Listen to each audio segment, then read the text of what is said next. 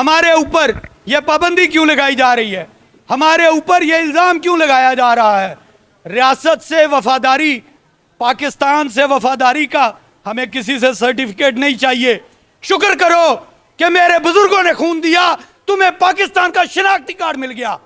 तुम्हारे पल्ले कुछ नहीं था, आज तुमने वहां पर उनके तलवे चाट रहे होना था। अगर मेरे बुजुर्गों ने खून ना दिया होता, तुम किस मुंह से मेरे घर की दीवारें फलांग कर गए हो?